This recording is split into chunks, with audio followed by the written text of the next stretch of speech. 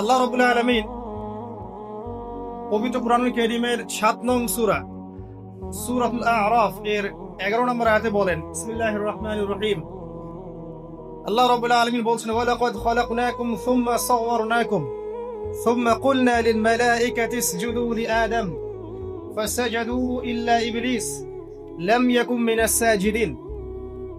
আল্লাহ রাব্বুল আলামিন বলছেন, ওয়ালাকাদ খালাকনাকুম, নিঃসন্দেহে আল্লাহ রাব্বুল আলামিন সেই সত্তা যিনি তোমাদেরকে সৃষ্টি করেছেন। সুম্মা সাওয়ারনাকুম, এরপর তোমাদেরকে আকৃতি দান করেছেন, সুন্দর অবয়ব কাঠামো দান করেছেন, দৈহিক কাঠামো। সুম্মা কুলনা লিল মালাইকাতি ইসজুদু লিআদম, এরপরে আল্লাহ রাব্বুল আলামিন সমস্ত ফেরেশতাদেরকে বলেছেন যে তোমরা আদমকে সিজদা করো। আর সূরা বাকারার মধ্যে আছে, আল্লাহ পাক সৃষ্টি করার পরে আদম আলাইহিস সালামকে নাম শিক্ষা দিয়েছেন, অর্থাৎ জ্ঞান শিক্ষা দিয়েছেন, এবং এমন জ্ঞান শিক্ষা দিয়েছেন যেই জ্ঞান ফেরেশতারাও জানতেন না। আল্লাহ পাক ফেরেশতাদেরকে বলেছিলেন যে তোমরা এই নামগুলো বলে দাও দেখি, যদি তোমরা সত্যবাদী হয়ে থাকো। ফেরেশতারা এই নামগুলো বলতে পারেননি। তারা বলেছিলেন, লা ইলমা লানা ইল্লা মা আল্লামতানা, আপনি আমাদেরকে যা শিখিয়েছেন এর বাইরে আমাদের কোনো জ্ঞান নেই। এরপর আল্লাহ পাক আদম আলাইহিস সালামকে বলেছেন, আদম তুমি নামগুলো বলে দাও দেখি। এরপর আদম আলাইহিস সালাম সুন্দর করে সব নামগুলো বলে দিয়েছেন, কারণ আল্লাহ পাক তাকে সেই জ্ঞান শিক্ষা দিয়েছিলেন। এরপরে আল্লাহ রাব্বুল আলামিন ফেরেশতাদেরকে বলেছেন, তোমরা আদমকে এখন সিজদা করো, কারণ জ্ঞানের মানদণ্ডে আদম তোমাদের চেয়ে শ্রেষ্ঠ। সুবহানাল্লাহ। আর আমরা সেই আদম সন্তান, যদিও বা পৃথিবীতে আসার পরে আমরা আমাদের পরিচয়টা ভুলে গেছি। সেই আদম সন্তান, যে আদমকে আল্লাহ রাব্বুল আলামিন ফেরেশতাদেরকে দিয়ে সম্মানিত করলেন, সিজদা করালেন, সেই আদম সন্তান এখন আল্লাহর জমিনে শিরক করে, নবী সাল্লাল্লাহু আলাইহি ওয়াসাল্লামের সুন্নতের অনুসরণ করতে চায় না, নবীদের আদর্শ মানতে চায় না, কোরআন এবং সুন্নাহ মেনে জীবন করতে চায় না। সেই আদম সন্তান এখন জেনা করে, ব্যভিচার করে, মাদকদ্রব্য পান করে, সমকামী। সেই আদম সন্তান এখন ঘুষ খাচ্ছে, সুদ খাচ্ছে, দুর্নীতি করছে, অন্যের সম্পদ আত্মসাৎ করছে, অন্যায়ভাবে মানুষকে হত্যা করছে। এমন কোনো গুনাহ নাই যে সেই আদম সন্তান করছে না। কোন আদম সন্তান? যার পিতাকে আল্লাহ রাব্বুল আলামিন কি করলেন? ফেরেশতাদেরকে দিয়ে সিজদা করালেন। তাহলে চিন্তা করেন যে আমরা আমাদের পরিচয়টা কি পরিমাণ হারিয়ে ফেলেছি। আমরা তো চেতনার কথা বলি না, শেকড়ের কথা বলি না, আমরা সংস্কৃতির কথা বলি না। এই কথাগুলো আমরা বলি। আমাদের সত্যিকারের চেতনা হচ্ছে ইসলামিক চেতনা। সত্যিকারের শেকড় হচ্ছে এই শেকড় যে আমরা আদম আলাইহিস সালামের সন্তান, যে আদমকে আল্লাহ রাব্বুল আলামিন ফেরেশতাদেরকে দিয়ে সিজদা করিয়েছেন জ্ঞানের কারণে। আজকে সেই আদম সন্তান দেখবেন জ্ঞান অর্জন করতে চায় না, দ্বীনের জ্ঞান অর্জন করতে চায় না, দুনিয়ার জ্ঞান অর্জন করতে চায়, দ্বীনের জ্ঞান অর্জন করতে চায় না। যে জ্ঞান তাকে পরকালে নাজাতের ওসিলা করবে, সেই কোরআনটুকু তিলাওয়াতও করতে চায় না, তিলাওয়াত করা শিখতেও চায় না, আগ্রহই নাই। তাহলে আমরা কি পরিমাণে আমাদের শেকড়টা ভুলে গেছি, চেতনা হারিয়ে ফেলেছি, আমাদের মূল সংস্কৃতি থেকে দূরে সরে আসছি। একটু চিন্তা করেন। সামনে যাই। আল্লাহ রাব্বুল আলামিন বলছেন, এরপর সুন্দর আকৃতি দিয়ে আদমকে আমি ফেরেশতাদেরকে দিয়ে সিজদা করালাম। ফাসাজাদু, সবাই সিজদা করলো, প্রত্যেকটা ফেরেশতা কি করলো? সিজদা করলো, ইল্লা ইবলিস। কে সিজদা করলো না? ইবলিস। ইবলিস সিজদা করলো না। ইবলিস কে ছিল? সে কিন্তু কোনো ফেরেশতা ছিল না। সে ছিল একজন জিন। কানা মিনাল জিন্নি। সূরা কাহফে আল্লাহ পাক বলেছেন, কানা মিনাল জিন্নি, সে জিনদের একজন ছিল। ঠিক আছে? সে আল্লাহ রাব্বুল আলামিনের এত বেশি ইবাদত করেছিল যে আল্লাহ রাব্বুল আলামিন তাকে এক পর্যায়ে ফেরেশতাদের উপরে একটা দায়িত্বশীল বানিয়ে দিয়েছিল। ঠিক আছে? তো কিন্তু তার মনের ভিতরে একটা কিবর বা অহংকার ছিল, যে অহংকারের কারণে সে কিন্তু আল্লাহ পাকের এই নির্দেশটা পালন করলো না, লঙ্ঘন করলো। আমরা সামনে যাই। লাম ইয়াকুম মিনাস সাজিদিন, আল্লাহ পাক বলছেন সে সিজদাকারীদের অন্তর্ভুক্ত ছিল না। কে? ইবলিস। আচ্ছা, ক্বালা, আল্লাহ পাক এবার বলছেন, মা মানাআকা আল্লা তাসজুদা ইয আমারতুক। আল্লাহ পাক বলছেন, হে ইবলিস, কিসে তোমাকে নিষেধ করলো, কে তোমাকে বারণ করলো আদমকে সিজদা করতে, যাকে আমি সিজদা করার আদেশ করেছি? কি জন্য করলে না? সোজা কথায় তুমি কি জন্য সেজদা করলে না আদমকে? মা মানে আকা, তোমাকে কে বারণ করলো? এবার ইবলিস তার দলিল পেশ করছে। সে বলছে যে ক্বালা আনা খায়রুম মিন, সে বলল আমি আদমের চাইতে উত্তম। আসসালাতু খায়রুম মিনান নাওম, এটা জানেন না? ঘুমের চেয়ে নামাজ উত্তম। ঠিক এইভাবেই সে ইবলিস বলছে কি আনা খায়রুম মিন, আমি তার চেয়ে উত্তম। কি কারণে উত্তম? খালাকতানি মিন নার ওয়া খালাকতাহু মিন তিন। হে আল্লাহ, আপনি আমাকে সৃষ্টি করেছেন আগুন দিয়ে, জিনদেরকে কি দিয়ে সৃষ্টি করা হয়েছে? আগুন দিয়ে। ফেরেশতাদেরকে কি দিয়ে? নূর দিয়ে। তাহলে এখানে প্রমাণ হলো যে ইবলিস কিন্তু ফেরেশতা নয়। আমাকে সৃষ্টি করেছেন আগুন দিয়ে, ওয়া খালাকতাহু মিন তিন, এবং আদমকে সৃষ্টি করেছেন তিন মানে কাদামাটি দিয়ে। তার মানে আগুন কাদামাটির চেয়ে সুপিরিয়র, বেশি মর্যাদা সম্পন্ন, ওর মানে কে আছে আর কি। এই কারণে সে সিজদা করলো না। এবার আল্লাহ রাব্বুল আলামিন বলছেন ক্বালা ফাহবিত মিনহা, ইবলিস এখান থেকে নেমে যাও। এটা কোন জায়গা? একদম মহাকাশের উপরে না, নাকি পৃথিবীতে? এটা 7 আসমানের উপরের ঘটনা। ইতিহাস শুরু হয়েছে মহাবিশ্বে। মানুষের অস্তিত্বও ছিল না, এমন একটা সময় চলে গেছে। মহাবিশ্বে কোটি কোটি বছর চলে গেছে যখন মানুষ বলতে কিচ্ছু ছিল না। ছিল না। অনেক পরে মানুষকে সৃষ্টি করা হয়েছে। এখন দুনিয়াতে মানুষের চলাচল দেখলে মনে হয় মহাবিশ্বে সে একাই আছে, আর কেউ নাই, তাই না?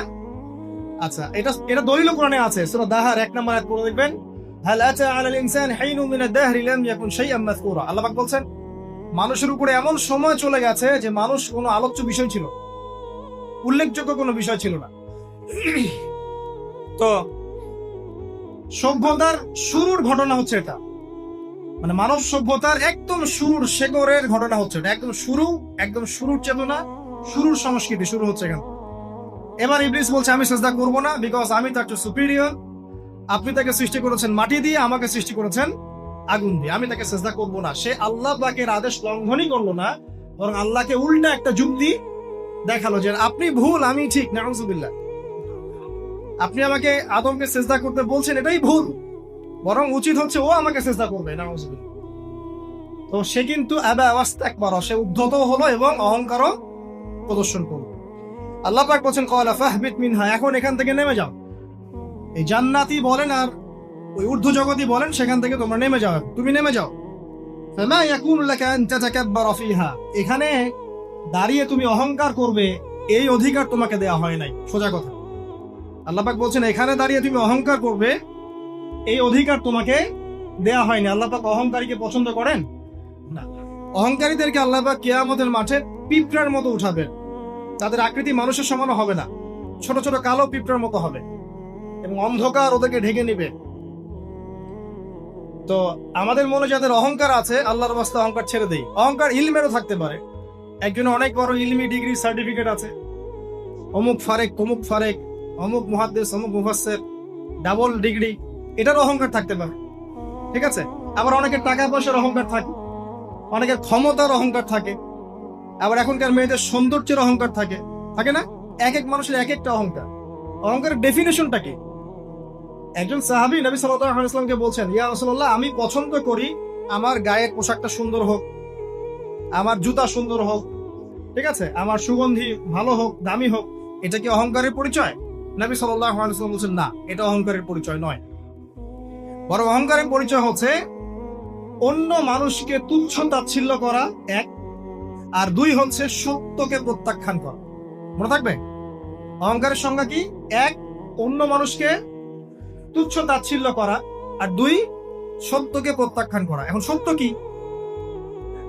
আইনস্টাইনের থিওরি সত্য, নাকি পিথাগোরাসের উপপাদ্যই সত্য, নাকি আমাদের পশ্চিমারা যে সেকুলারিজম, কমিউনিজম, ডেমোক্রেসি ইত্যাদি ইত্যাদি, ন্যাশনালিজম, এগুলো দিয়ে দিয়েছে মতবাদগুলো, এগুলি চূড়ান্ত সত্য? সায়েন্সই কি চূড়ান্ত সত্য? চূড়ান্ত সত্যটা কি আসলে? এক কথায় সূরা কাহফের 29 নম্বর আয়াতে সত্যের সংজ্ঞা আছে। কত নম্বর আয়াতে?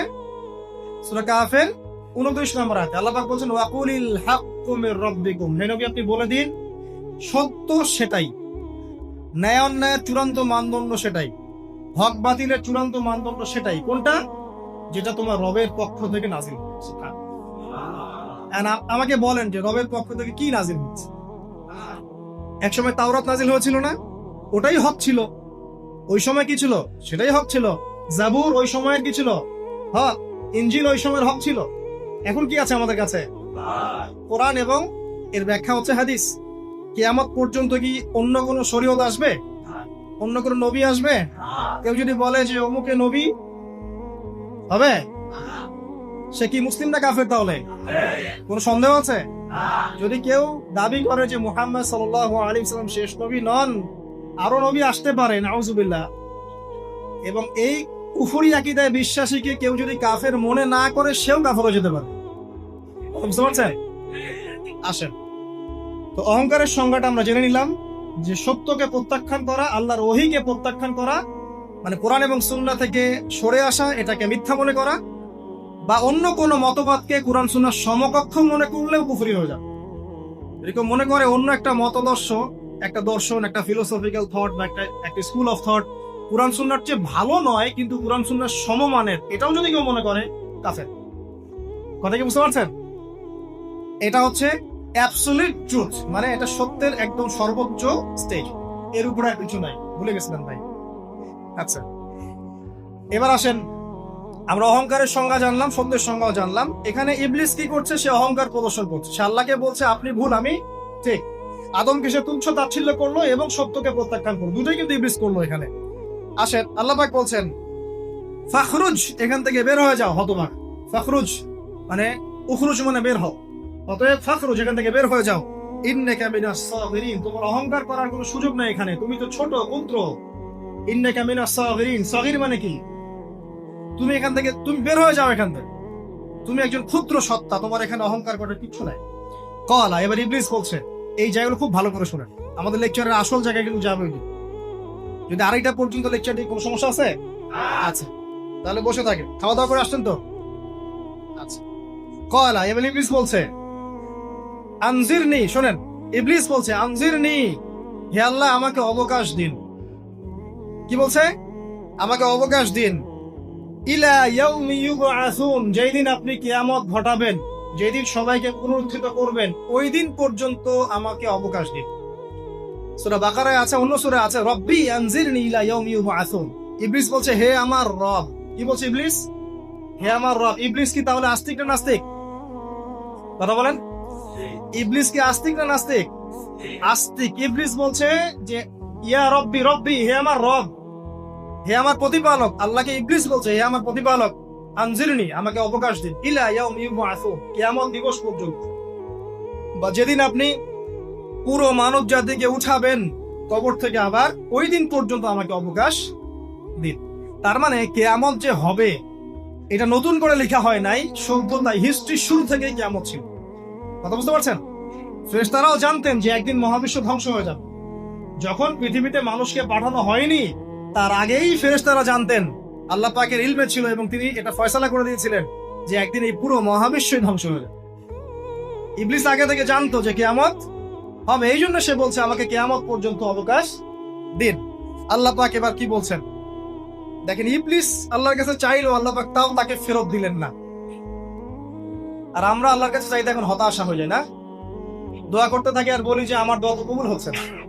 আর যে ইবলিস একটা জিনিস চাইলো, আল্লাহ পাক বললেন ক্বালা ইন্নাকা মিনাল মুনজারিন, যাও তুমি অবকাশ প্রাপ্তদের একজন, তোমাকে অবকাশ দেয়া হলো। এক কথায় তোমার দোয়া কবুল করা হয়েছে, তোমার অবকাশ তোমাকে দেয়া হলো, কারণ আল্লাহ পাক এটা পরীক্ষা করবেন ইবলিসকে দিয়ে, মানব জাতিকে।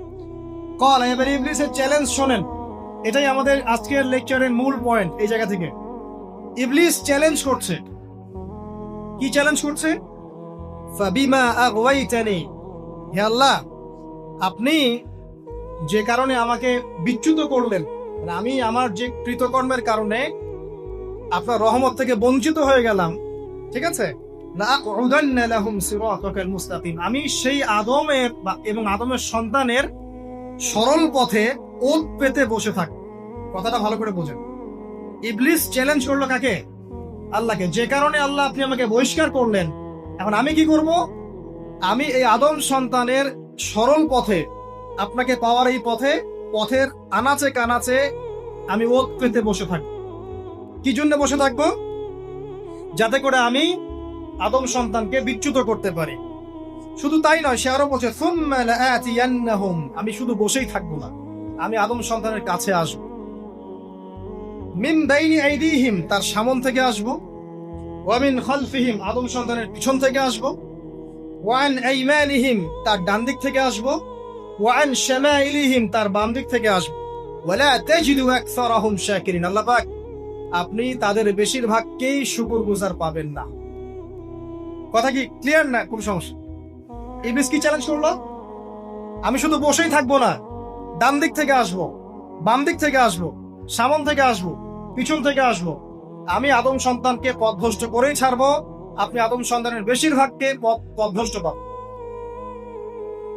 ইবলিসের কথা কি বাস্তব প্রতিফলন দেখা যায় এখন সমাজে? বেশিরভাগ মানুষ নামাজ পড়ে না পড়ে না, বেশিরভাগ মানুষ সুদ খায় না খায় না, বেশিরভাগ যুব সমাজ জেনা করতেছে না করতেছে না, বেশিরভাগ লোক মাদক খাচ্ছে না খাচ্ছে না। পৃথিবীর কোন জায়গায় আল্লাহর বিধান আছে কি নাই? দুই একটা জায়গায় আছে আই ওয়াশ, শোডাউন। বেশিরভাগ নারী পর্দায় চলে না চলে না, বেশিরভাগ মানুষ রোজা রাখে না রাখে না, বেশিরভাগ মানুষ যাকাত দেয় কি দেয় না। তাহলে ইবলিস যে বললো আপনি বেশিরভাগকেই শুকরগুজার পাবেন না। বেশিরভাগ মানুষ পরকালের স্বার্থে কাজ করে না, দুনিয়ার স্বার্থে কাজ করে। কতজন মানুষ আল্লাহ পাকের দ্বীনটাকে প্রচার প্রসার প্রতিষ্ঠার কথা বলে বা কোরআন সুন্নাহর কথাগুলো মেনে চলে? কতজন মানুষ? বেশিরভাগ লোক মেনে চলে। তাহলে ইবলিস কি সফল না ব্যর্থ? ইবলিসের চ্যালেঞ্জ কি সফল না ব্যর্থ? ইবলিসের কথা সে কিন্তু অক্ষর অক্ষরে পালন করেছে। আর এই ইবলিসকে আল্লাহ পাক কেন পৃথিবীতে নিয়েছেন? আমাদেরকে পরীক্ষা করার জন্য, যেন আমরা এই সর্বপথ থেকে বিচ্যুত না হই। সামনে যান, আরো কঠিন কথা আছে। ক্বালা খরুজ মিনহা, আল্লাহ পাক বলছেন এখান থেকে বের হয়ে যাও। মাযউমান মাদহুরা, একদম অপদস্থ লাঞ্ছিত হয়ে এখান থেকে বের হয়ে যাও। লামান তাবিআকা মিনহুম, তুমি তো চ্যালেঞ্জ করলা আমাকে, ঠিক আছে, কিন্তু যে ব্যক্তি যেই তোমার অনুসরণ করবে, আল্লাহ পাকের কথা শুনেন, যেই তোমার অনুসরণ করবে, লাআমলাআন্না জাহান্নামা মিনকুম আজমাইন, যে পুরুষ বা নারী যেই হোক না কেন, যে আদম সন্তান ইবলিস তোমার অনুসরণ করবে, তোমার পথ ধরবে, আমি তোমাকে সহ এদের সবাইকে দিয়ে জাহান্নাম পূর্ণ করব। আল্লাহর কিচ্ছু যায় আসে। আল্লাহ পাক যদি এই পুরো পৃথিবীটাকেও জাহান্নামে নিক্ষেপ করেন অবাধ্যতার কারণে, আল্লাহ পাকের কিছু যায় আসে? ওই যে আপনাদের এখানে নদী আছে না, কি বালাসী ঘাট, এখানে চর আছে না, চরের মধ্যে একটা বালুর কণার কি দাম আছে বলুন তো? একটা বালুর কণার কোন দাম আছে? এই পুরো মহাবিশ্বে পৃথিবীর অবস্থান এর চেয়েও কম। তো পুরো পৃথিবীর মানুষ যদি আল্লাহর অবাধ্য হয়, আল্লাহ পাক যদি পুরো দুনিয়াটাকে ধ্বংস করে দেন, জাহান্নামে নিক্ষেপ করেন, আল্লাহ পাকের কিছু যায় আসবে কিনা? এবার আসেন, এখান থেকে আমরা বুঝতে পারলাম ইবলিস একটা তৃতীয় সত্তা। আল্লাহ পাক আদম আলাইহিস সালাম কে সৃষ্টি করলেন, নাম শিক্ষা দিলেন, সেজদা করালেন, ইবলিসকে সেজদা করতে বললেন, সে করলো না। সে চ্যালেঞ্জ করলো উল্টা, যে আমি ওর চেয়ে উত্তম, আপনি ভুল আমি সঠিক। সে অহংকার করলো এবং একই সাথে সে আদমকে পথভ্রষ্ট করার চ্যালেঞ্জও করে বসল। আল্লাহ পাক ঘোষণা করলেন, যদি কোনো আদম সন্তান তোমাকে ফলো করে, তোমাকে সহ তাকে আমি জাহান্নামে নিক্ষেপ করব। ঠিক আছে, এ পর্যন্ত। এবার সামনে আসেন। এবার আল্লাহ পাক আদমকে বলছেন, কাকে বলছেন? আদম আলাইহিস সালামকে বলছেন, ইয়া আদম, হে আদম। তার আগে আদম আলাইহিস সালামের বুকের পাঁজর থেকে কাকে সৃষ্টি করেছেন? হাওয়া আলাইহিস সালাম, সভ্যতার ইতিহাসের প্রথম নারী এবং ইতিহাসের সবচেয়ে সুন্দরী রমণী কে? হাওয়া আলাইহিস সালাম। আরেকজন আছেন সবচেয়ে সুন্দরী রমণী কে? কে বলতে পারবেন? জি না, 100 টাকা পুরস্কার বলেন। হ্যাঁ, নাম কি? মাশাআল্লাহ, ওই ওকে পুরস্কার দিও। কি নাম তোমার? মাশাআল্লাহ, মাশাআল্লাহ। দ্বিতীয় সুন্দরী রমণী, দুজন রমণীকে বলা হয় পৃথিবীর সবচেয়ে সুন্দরী রমণী। আপনি যাদেরকে দেখে সিডিউস হচ্ছেন, যদিও এদেরকে দেখে সিডিউস হওয়ার কিছু নাই, কারণ এরা তো সুন্দর না, কোনো দিক থেকে সুন্দর না, না পোশাকের দিক থেকে, না চেহারার দিক থেকে, না ফিজিক্যাল স্ট্রাকচারের দিক থেকে। এদেরকে দেখে তো পাগলও সিডিউস হবে। তো আদম আলাইহিস সালাম এবং আদম আলাইহিস সালামের স্ত্রী হাওয়া আলাইহিস সালাম এবং সারা আলাইহিস সালাম, ইতিহাসের সবচেয়ে সুন্দর রমণী, ইতিহাসের সবচেয়ে সুন্দর রমণী কাদের স্ত্রী ছিলেন? নবীদের অন্য কারো? এজন্যই বলি, আপনি যদি পবিত্র থাকেন, আল্লাহওয়ালা মানুষ হন, ইনশাআল্লাহ তাআলা আল্লাহ পাক আপনার ঘরে একজন নেককার পুণ্যবতী সুশ্রী স্ত্রী দান করবেন। আপনি যদি এইসব অশ্লীলতার গোলক ধাঁধায় পড়ে নিজের ঈমান হারিয়ে ফেলেন, চরিত্র হারিয়ে ফেলেন, সম্ভাবনা খুবই কম যে আপনি একজন দিনদার মেয়ে পাবেন। বরং আপনি এমন কাউকেই পেতে পারেন যে আপনার মতোই, ঠিক আছে? দেখবেন যে আপনি 10 ঘাটের পানি খেয়ে আসছেন, ও দেখবেন 12 ঘাটের পানি খেয়ে আসছে। আল্লাহ পাক আমাদের যুব সমাজকে হেফাজত করুন, আমিন। আল্লাহ পাক এবার আদম আলাইহিস সালামকে বলছেন, ইয়া আদম, হে আদম, উসকুন আনতা ওয়া যাওজুকাল জান্নাহ। আদম শোনো, তুমি এবং তোমার স্ত্রী দুইজন এখন জান্নাতে থাকো। কোথায় থাকো? জান্নাতে থাকো। ওয়া কুলা মিন হাইসু শি'তুমা, যেখানে ইচ্ছা সেখান থেকে খাবার খাও। জান্নাতের নাজ নেয়ামতের কথা তো আপনারা শুনেছেন অনেক, আমি ওইগুলো বলতে যাচ্ছি না, সময় চলে যাবে। যা ইচ্ছা তাই পাবেন সেখানে, যা ইচ্ছা তাই। এমন একটা জায়গা যেটা কখনো কোনো চোখ দেখে নাই, কোনো কান শোনেও নাই। চোখ না দেখলেও, কান না শুনলেও মানুষ মনে মনে অনেক কিছু কল্পনা করে না, এটা কল্পনাও করার সুযোগ নাই। এত উন্নত মানের একটা জায়গা। তোমরা দুজন এখানে থাকো, জান্নাতের যে কোনো জায়গায় যাও, খাওয়া দাওয়া করো, কোনো সমস্যা নেই। কিন্তু ওয়ালা তাকরাবা হাদিহি শাজ, মানে কি, এই যে গাছটা আছে, এই গাছের কাছে যেও। একটা শর্ত খালি দিলাম, গাছের কাছে যেও। গাছের নাম কি এগুলো আমাদের আলোচনার বিষয় না। বিষয়টা হচ্ছে আল্লাহ পাকের আদেশটা কি। গাছটা আম গাছ হতে পারে, জাম গাছ হতে পারে, কদু গাছ হতে পারে, যে কোনো গাছ হতে, এটা নিয়ে আমাদের কোনো মাথা ব্যথা নাই। মাথা ব্যথা হচ্ছে আল্লাহ পাকের আদেশ, এই গাছের কাছে যেও না, বাস যেও। আচ্ছা, ফাতাকুনা মিনাজ জালিমিন, যদি চলে যাও তোমরা দুজন এখানে, তাহলে তোমরা দুজন কিন্তু জালেম হয়ে যাবে। আল্লাহ পাকের হুকুম অবাধ্য করলে মানুষ কি হয়ে যায়? জালেম হয়। এই জন্য আমরা দোয়ায় বলি, আল্লাহুম্মা ইন্নী যালামতু নাফসি, বলি না? হে আল্লাহ, আমি আমার নফসের উপর জুলুম করেছি। রব্বানা যালামনা আনফুসানা, বলি না? আল্লাহ, আমরা আমাদের উপর জুলুম করেছি। তো আমরা যখন পাপ করি, মানে আমরা জুলুম করে ফেলছি। তো তোমরা দুজন এই গাছের কাছে যেও না, যদি যাও তাহলে জুলুম করে ফেলবে এবং জালেম হয়ে যাবে। এবার ইবলিস তো আর বসে নাই, সে তো চ্যালেঞ্জ করেছে, করে নাই? আচ্ছা, এবার ইবলিস কি করছে? ফাওয়াসওয়াসা লাহুমা শাইতান, এবং ইবলিস এবার এদের দুজনকে ওয়াসওয়াসা প্রদান করতে শুরু করলো। ইবলিস কি করলো? ওয়াসওয়াসা প্রদান করতে শুরু করলো। ওয়াসওয়াসাটা এমন ছিল যে, হাল আদুল্লুকা আলা শাজারাতিল খুলদি ওয়া মুলকিন লা ইয়াবলা।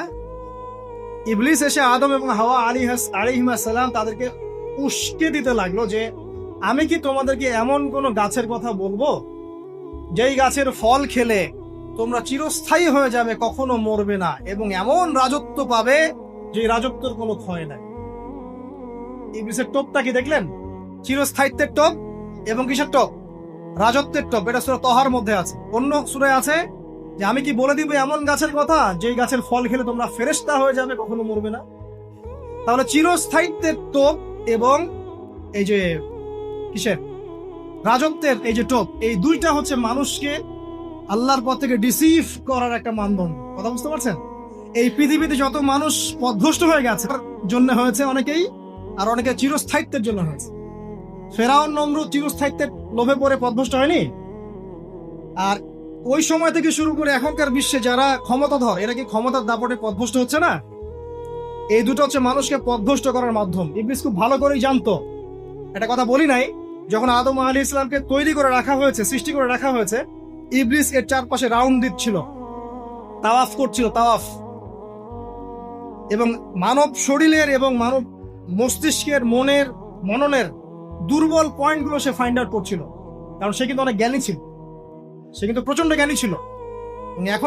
এখনো কিন্তু সে প্রচন্ড জ্ঞানী, এবং তার অভিজ্ঞতা ঝুলি এখন অনেক বেশি, তাই না? ওর বয়স হয়ে গেছে না, এখন প্রচুর বয়স।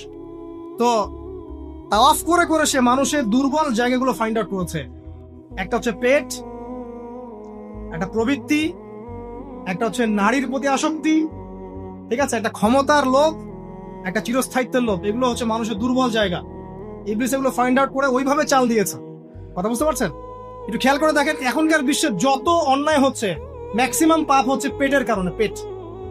সুদ খায় কেন? পেটের কারণে। ঘুষ খায় কেন? পেটের কারণে। ইভেন যে এখন জেনা করছে, ওদেরকে তো এখন যৌনকর্মী বলতে হয়, তাই না? সম্মান দিয়ে কথা বলতে হয়। তো যৌনকর্মী যারা, তারাও দেখবেন পেটের কারণেই করছে। পেটের কারণ। তারপর দেখবেন মানুষের সম্পদ আত্মসাৎ, ওই যে ছেলে মেয়ে বাল বাচ্চার জন্য। পেট মানে মূল জিনিসটা কি? পেট। এবং চিরস্থায়িত্ব, ক্ষমতার দাপট আর প্রবৃত্তির দাসত্ব, এগুলো হচ্ছে মানুষের সবচেয়ে দুর্বল পয়েন্ট। দেখবেন ম্যাক্সিমাম পাপ হচ্ছে মেয়েদের কারণে। মেয়েদের কারণে না, মেয়ের পিছনে। মেয়ের পিছনে আপনি চলে গেছেন, এখানে আত্মহত্যা করছে কেউ, কেউ এখানে আপনার জেনা করছে, কেউ ধর্ষণ করছে, কেউ পরকে লিপ্ত হচ্ছে, মানে মেয়েরই কোনো পাপ। ওই যে বলে না, দুইটা পাপ যাকে পেয়ে গেছে তার লাইফটা ক্র্যাশড। একটা হচ্ছে মেয়ে, একটা হচ্ছে টাকা। অর্থ সম্পদের লালসা যার মধ্যে পেয়ে বসেছে, এর জীবন শেষ। আর যার মেয়ের নেশা আছে, মেয়ের নেশা যার মধ্যে আছে, এর জীবন শেষ। একে আপনি হেদায়েতের পথে আনতে পারবেন না ইল্লা মাশাআল্লাহ, আল্লাহ পাক যদি না চান। আসেন, ইবলিস তাওয়াফ করছিল এবং সে কিন্তু টোপ দিল, চিরস্থায়িত্বের টোপ দিল। এবং কিসের টোপ দিল? ফেরেশতা হয়ে যাবে, অমর হয়ে যাবে। এবার আমাদের পিতামাতা আদম এবং হাওয়া আলাইহিস সালাম তারা কিন্তু ফল খেয়ে ফেললেন।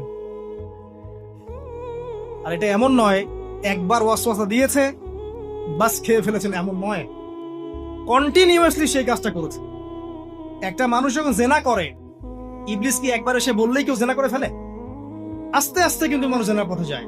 ওই যে প্রথমে একদিন, অনেকদিন একটা লেকচার দিয়েছিলাম না, প্রথমে গার্লফ্রেন্ড বয়ফ্রেন্ড একটা সম্পর্ক হয়, তাই না? তারপর কথাবার্তা হয়, মোবাইল ফোন এক্সচেঞ্জ করে, নোট এক্সচেঞ্জ করে, কফি খায়, আস্তে আস্তে ডেটিং এ যায়, পরে দেখবেন এক পর্যায়ে গিয়ে জানা এভাবে। আর যারা ধর্ষক, এতে ডাইরেক্ট অ্যাকশন, এত সময় নাই, ডাইরেক্ট। তো ইবলিস প্রতিটা পাপ মানুষকে ধাপে ধাপে করা। দেখবেন ইবলিস এখানেও কিন্তু আমাদের পিতামাতাকে ধাপে ধাপে ওইদিকে নিয়ে গিয়েছিল। এবার আসেন, আমাদের পিতামাতা ফল খেয়ে ফেললেন, এই জায়গাটা খুব ভালো করে বোঝেন। এই ফল খাওয়াটা আল্লাহর অবাধ্যতা না।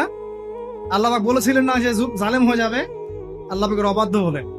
অবাধ্যতার ফলাফলটা কি হলো এবার শোনেন। আমরা সবাই জানি অবাধ্যতার ফলাফল কি, আল্লাহ পাক জান্নাত থেকে নামিয়ে দিয়েছেন, তাই তো? এর আগে আরেকটা ফলাফল হয়েছে। এই ফলাফলের সাথে আমাদের বর্তমান সময়কার যে ইস্যুটা চলছে, পোশাক, নারী, সংস্কৃতি, হাবিজাবি, হ্যাঁ, বেহায়াপনা, বেলাল্লাপনা, এই ইস্যুটা এখানে জড়িত। এটা আমারও বুঝতে এবং খুঁজে পেতে সময় লেগেছে। আমরা সবাই পড়েছি স্টুডেন্ট লাইফে, আদম এবং হাওয়া আলাইহিস সালাম আদেশ লঙ্ঘন করেছেন, সাথে সাথে আল্লাহ পাক জান্নাত থেকে কি করেছেন? নামিয়ে দিয়েছেন। ইবলিসকেও নামিয়ে দিয়েছেন, তারপরে হায়াত দিয়েছেন, এখানে পরীক্ষা করছেন, এই তো। এখানে আল্লাহ পাক দেখবেন আমাদের আমল কেমন, আমল ভালো হলে আবার জান্নাতে, খারাপ হলে আবার জাহান্নামে। কিন্তু এর আগেও একটা ঘটনা ঘটেছে। যে মুহূর্তে আমাদের পিতামাতা ফল খেয়েছেন গাছের কাছে গিয়েছেন, আল্লাহ পাকের আদেশটা লঙ্ঘন করেছেন, সাথে সাথে তাদের গায়ের পোশাকটা খুলে পড়ে গেছে। আমি বুঝাতে পারি নাই, পুরো মহাবিশ্বের প্রথম লজ্জা, প্রথম অপমান, প্রথম শাস্তি, ঠিক আছে, আল্লাহর অবাধ্যতার প্রথম পরিণাম, লজ্জা, মানে লজ্জাহীন ভাবে গা থেকে কাপড় খসে পড়ে যাওয়া, ন্যাংটা হয়ে যাওয়া, ন্যাংটা। বাংলা ভাষায় বুঝতে পারছেন? প্রথম শাস্তি, প্রথম অবাধ্যতা এবং প্রথম অবাধ্যতার পরিণতি পুরো মহাবিশ্বে সভ্যতার শুরু থেকে শেষ পর্যন্ত প্রথম অ্যাক্সিডেন্ট, বা এই যে আমরা বলছি পরিণতি, পাপের পরিণতি, অবাধ্যতার পরিণতি, সেটা হলো গা থেকে কাপড় খুলে যাও। এই কথা আল্লাহ পাক বলছেন এখানে, লিয়ুবদিয়া লাহুমা মা উরিয়া আনহুমা মিন সাওআতিহিমা। ইবলিস তোমাদের পিতামাতাকে এই গাছের কাছে নিয়ে গিয়ে ফল খাইয়ে তাদের গা থেকে পোশাক খুলে ফেলে দিয়েছে। এবার কি বুঝতে পারছেন যে ইবলিস এখন বিশ্বে কি করছে? ইবলিস সেম কাজটা করছে আমাদের সাথে, আমাদের গা থেকে তারা পোশাক খুলে ফেলে দিচ্ছে। সভ্যতার শুরুর পাপ বলছি না আমরা, এটা আসলে ভুল। সভ্যতার শুরুতে আদম এবং হাওয়া আলাইহিস সালাম যে ভুলটা করেছেন, তার যে পরিণতি হয়েছে, সেটা এটা ছিল না যে জান্নাত থেকে পৃথিবীতে নামিয়ে দেয়া, বরং পরিণতি এটা ছিল তাদের গা থেকে প্রথম কাপড় খুলে গেছে, তারা নগ্ন হয়ে গেছে। ইবলিস সর্বপ্রথম আমাদের বাবা মাকে নগ্ন করেছে প্রলোভন দিয়ে, ক্ষমতার প্রলোভন, চিরস্থায়িত্বের প্রলোভন দিয়ে। আজকের বিশ্বেও কি ইবলিসের দোসররা সেম কাজটা করছে না? আজকের বিশ্বেও কি ইবলিসের মানুষরূপী দোসরগুলা সেম কাজটাই করছে না? সেম কাজটা করছে। আমাদের গা থেকে ওরা পোশাক খুলে ফেলছে, এরপর আল্লাহ পাক জান্নাত থেকে নামিয়ে দিয়েছে। আগে কিন্তু এটা হয়নি, আগে পোশাক খুলেছে। এরপর কি হয়েছে জানেন? শোনেন, আল্লাহ পাক وقال ما نهاكما ربكما عن هذه الشجرة إلا أن تكونا ملكين أو تكونا من الخالدين। ইবলিস বলছিল যে তোমাদের রব তোমাদেরকে এই গাছের কাছে যেতে নিষেধ করেছে এই কারণে যে তোমরা এখানে গেলে মালাক হয়ে যাবে এবং চিরস্থায়ী হয়ে যাবে। وقاسمهما إني لكما لمن الناصحين। ইবলিস বলছিল যে আমি আল্লাহর কসম করে বলছি আমি তোমাদের শুভাকাঙ্ক্ষী। ফাদাল্লাহুমা বিগুরুর, ওদেরকে তারা পথভ্রষ্ট করলো, ইবলিস তাদেরকে পথভ্রষ্ট করলো। ফালাম্মা যাqa আশ-শাজারা, যখন তারা গাছের কাছে গেলেন, বাদাত লাহুমা সাওআতুহুমা, তাদের লজ্জাস্থানটা উন্মুক্ত হয়ে গেল, কাপড় খুলে পড়ে গেল। এটাই বলতে যাচ্ছিলাম। ওয়াতাফিকা ইয়াখসিফানি আলাইহিমা মিন ওয়ারাকিল জান্নাহ, এবং আদম এবং হাওয়া আলাইহিমা সালাম জান্নাতের গাছের পাতা ছিঁড়তে লাগলেন এবং সেই পাতা দিয়ে লজ্জাস্থান ঢাকতে লাগলেন। আপনার বাবা আপনার মাকে যদি কেউ রাস্তায় নগ্ন করে ফেলে আপনার কেমন লাগবে? আপনি কি করবেন তার ইজ্জত সম্মান বাঁচানোর জন্য? আমাদের পিতা মাতাকে ইবলিস জান্নাতে নগ্ন করে দিয়েছিল এবং আমাদের পিতা মাতা জান্নাতের পাতাগুলো ছিঁড়ে ছিঁড়ে লজ্জাস্থানকে আবৃত করতে শুরু করে। ওয়ানাদাহুমা রাব্বুহুমা, এবং আল্লাহ পাক বলছেন এবার আল্লাহ পাক তাদের দুজনকে ডাকলেন, ডেকে বলে আলাম আনহাকুমা আন তিলকুমা শাজারা, হে আদম এবং হাওয়া তোমাদের দুজনকে কি আমি বলি নাই যে এই গাছের কাছে যাবে না? ওয়াকুল লাকুমা ইন্নাশ শাইতানা লাকুমা আদুউম মুবিন, আমি কি তোমাদেরকে বলি নাই নিশ্চয়ই শয়তান তোমাদের স্পষ্ট প্রকাশ্য শত্রু? ক্বালা, এবার তারা তাদের ভুল বুঝতে পারলেন। আল্লাহ পাকের কত দয়া মানুষের প্রতি দেখেন। ইবলিসও আল্লাহর অবাধ্য ছিল, আল্লাহ পাক তাকে বহিষ্কার করে কাফের বানিয়ে দিয়েছেন, চিরস্থায়ী লানত করেছেন। আমাদের পিতা মাতাও ভুল করেছেন, বাট আল্লাহ পাক তাদেরকে চিরস্থায়ী জাহান্নামী করেন নাই। আল্লাহ পাক তাদেরকে দয়া পরবশ হয়ে ক্ষমা করে দিয়েছে। শুধু তাই নয়, আল্লাহ পাক এত মহব্বত করেন আদম সন্তানকে যে তওবা করার যে কালিমাটা, সেই কালিমাটাও আল্লাহ পাক আদম এবং হাওয়াকে শিখিয়ে দিয়েছেন। সুবহানাল্লাহ, কোন কালিমা দিয়ে তওবা করব, কি পড়বো, এটাও তারা বুঝতে পারছিলেন না। আল্লাহ পাক তখন শিখিয়ে দিয়েছেন। ক্বালা, তারা বলল, রব্বানা, হে আমাদের প্রতিপালক, যালামনা আনফুসানা, আমরা আমাদের উপর জুলুম করেছি, নফসের উপরে, ওয়া ইল্লাম তাগফির লানা ওয়া তারহামনা লানাকুনান্না মিনাল খাসিরিন। এই দোয়াটা করলেন আমাদের পিতামাতা, আল্লাহ পাক মাফ করবেন। কিন্তু মাফ করার পরে আর জান্নাতে থাকা হলো? এই পৃথিবীতে নামিয়ে দেওয়া। পৃথিবীতে নামিয়ে দেওয়ার পরে একটা হায়াত দেওয়া হলো, কারো 50, 60, 70, 100, 200, 500, 1000 ইত্যাদি, এবং আল্লাহর পক্ষ থেকে ঐশী গ্রন্থ পাঠানো হলো, কখনো তাওরাত, কখনো জাবুর, কখনো ইনজিল ইত্যাদি, কখনো কোরআন। শর্ত দেয়া হলো যারা আল্লাহ পাকের এই ঐশী গ্রন্থগুলো মেনে চলবে তারা ইনশাআল্লাহ আবার মৃত্যুর পর সেই জান্নাতে ফিরে যাবে যেখান থেকে তারা বহিষ্কৃত হয়েছে। আর যে বা যারাই আল্লাহ পাকের এই আয়াত, নিদর্শন এবং ঐশী গ্রন্থগুলোকে অস্বীকার করবে, এটাকে মিথ্যা প্রতিপন্ন করবে, আল্লাহ পাক এদের সবাইকে দিয়ে জাহান্নাম পূর্ণ করবে ইনশাআল্লাহ। আল্লাহ পাক এটাও বলেছেন যে আল্লাহ পাক ওয়ালাকাদ যারানা লিজাহান্নামা কাসীরাম মিনাল জিন্নি ওয়াল ইনস, আল্লাহ পাক বহু মানুষ আর জিনকে দিয়ে জাহান্নাম পূর্ণ করবেন।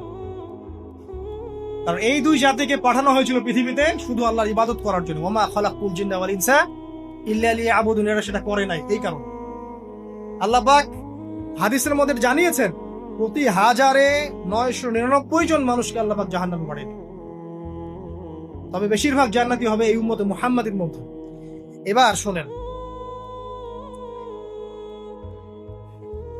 আমাদের পিতামাতার এই পরিণতির পর আল্লাহ পাক যখন আমাদেরকে পৃথিবীতে পাঠালেন, আল্লাহ পাক আমাদেরকে নগ্ন করে পৃথিবীতে রাখেন নাই। সুবহান, আল্লাহ পাক আসমান থেকে লিবাস পাঠিয়েছেন। এই যে সমাজ বিজ্ঞানের বইগুলোতে লেখা আছে না, মানুষ আগে নগ্ন ছিল, গাছের ছালপাতা পরে থাকতো, তারপরে বন্যপ্রাণী শিকার করতো, গুহায় গুহায় থাকতো, বোগাস, মিথ্যা, বাজে কথাগুলো, একদম টোটাল মিথ্যা কথাগুলো।